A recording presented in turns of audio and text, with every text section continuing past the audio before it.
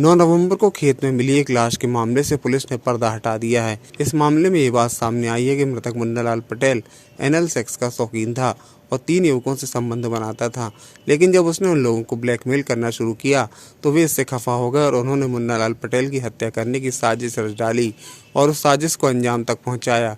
एक ने मुंह दबाया, दूसरे ने हाथ पकड़ा और तीसरे ने डंडे से पीट कर उसे मौत की नींद सुला दिया। पुलिस ने तीनों आरोपियों को गिरफ्तार कर लिया है। इस महीने की 9 तारीख को एक डेड बॉडी मिली थी। वो डेड बॉडी उसके खेत में थी।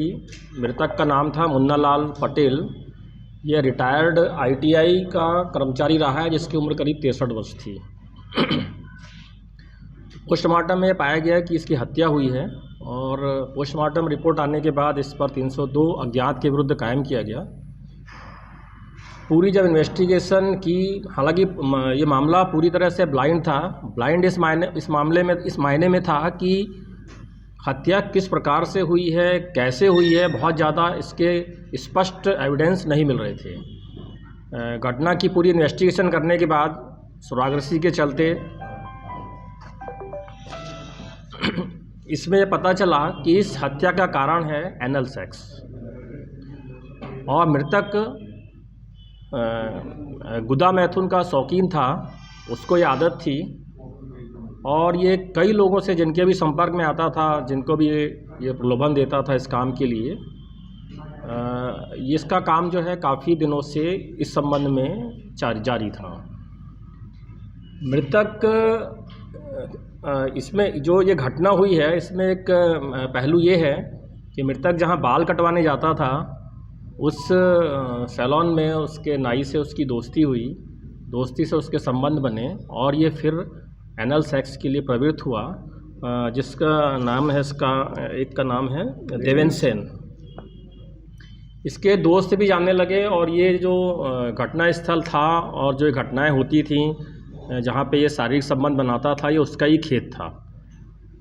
धीरे धीरे तो सब ठीक चला, पर बाद में ये तीनों लोग परेशान हो गए। परेशान इस मायने में हो गए कि ये उनके साथ एनल सेक्स तो करता ही था, साथ में इसके लिए वो ब्लैकमेल भी करता था। ब्लैकमेल ऐसे कि वो उसको घर में बता देगा, उसके दोस्तों को बता देगा, जिससे कि उसके इंसल्ट होगी।